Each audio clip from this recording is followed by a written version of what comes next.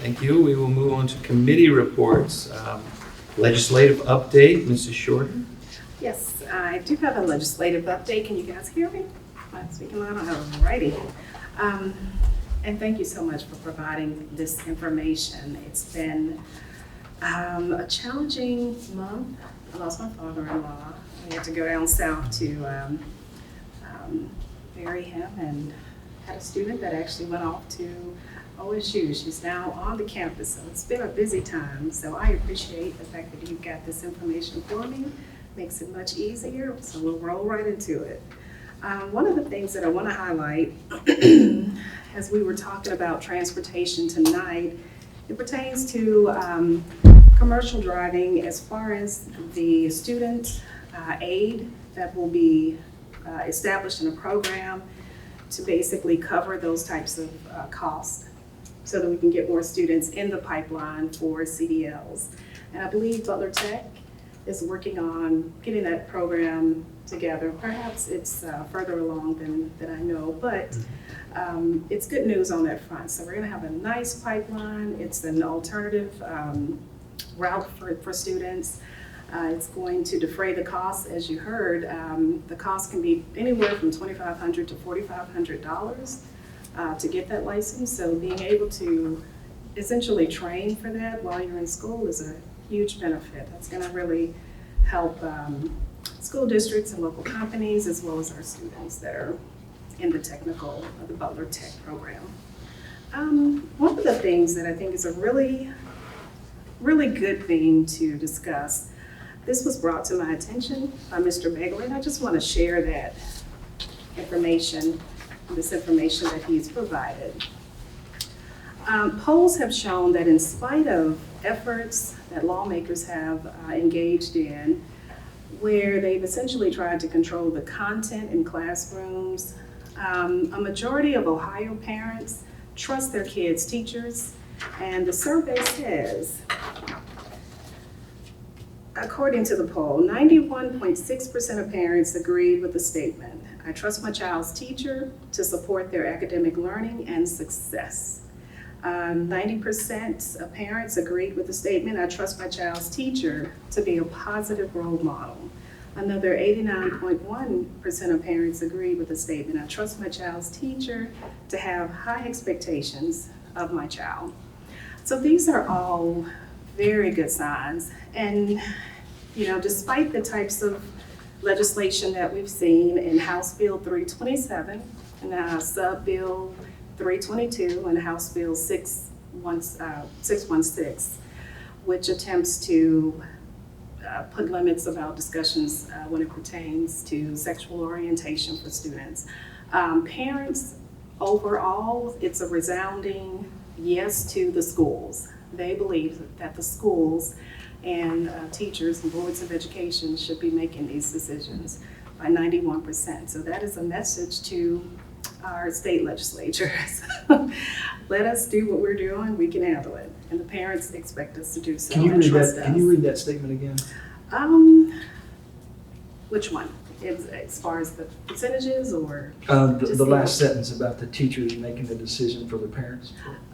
Yes, so in other words, the parents trust the teachers, school boards, administration to make education decisions about the content in the schools.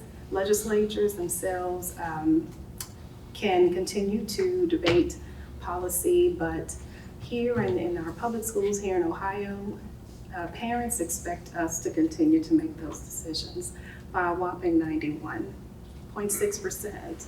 So this is a good sign, and we're hoping that our state legislatures will listen to that and slow down their efforts to impose their idea of what classrooms should be discussing in terms Maybe it of. was the last, maybe there towards the last statement that you read there.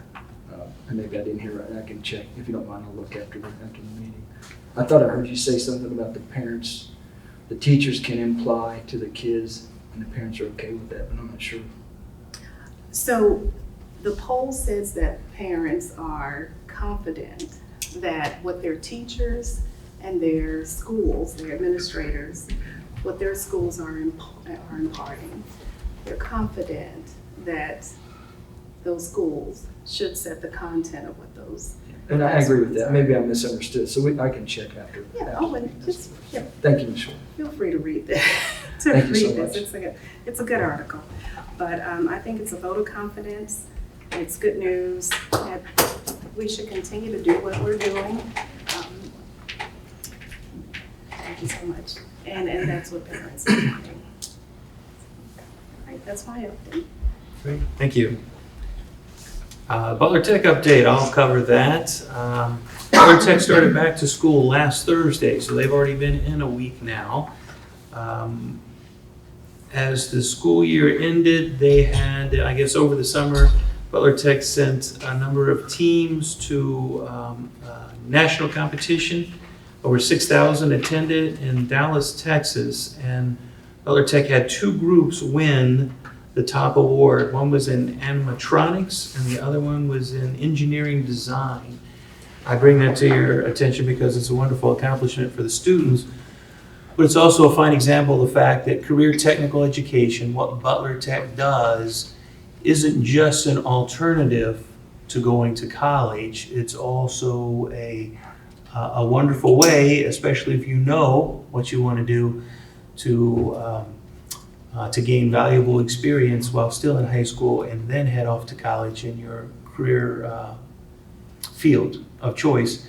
These students came to the Butler Tech board meeting on Tuesday night and spoke briefly about what they had done. And of the 5 students on the winning the engineering design program, 4 were going to UC in mechanical engineering, and 1 was going for another form of engineering somewhere else.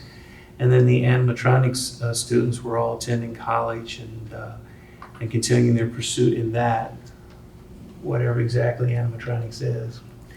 The point is, of course, that Butler Tech is a pathway, has many opportunities there. So I want our families to know that and keep that in mind as they consider that maybe for their future educational needs, both at Butler Tech's facilities and here at the high school where we offer Butler Tech classes.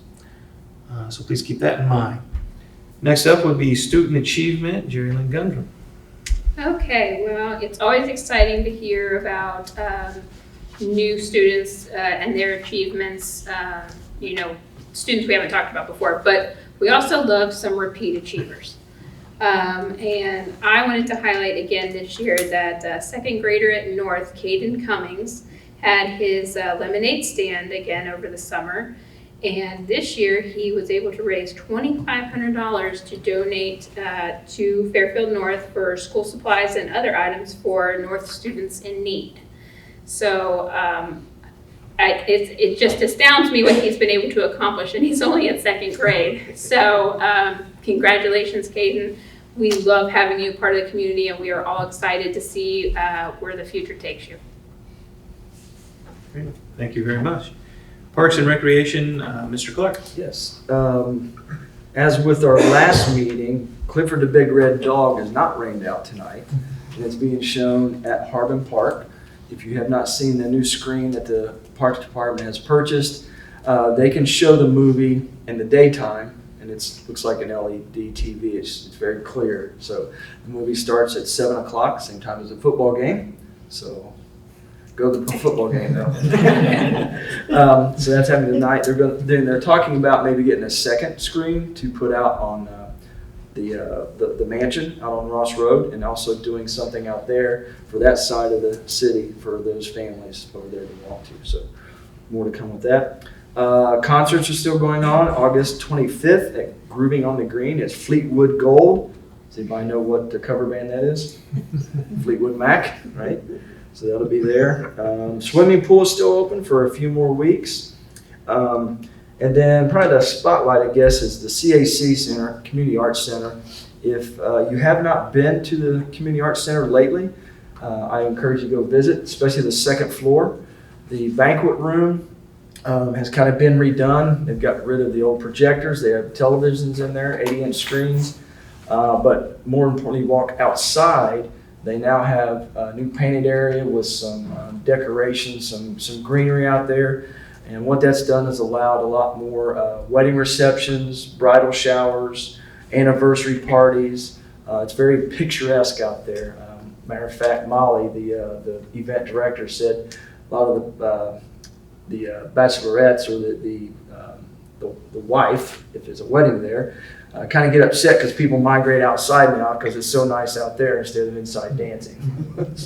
But it's nice. You can oversee the village green, but they've got couches, lights, and everything out there. So they've done a great job remodeling the side. So if you haven't been there, take a look at that. And that is all I have, Mr. President.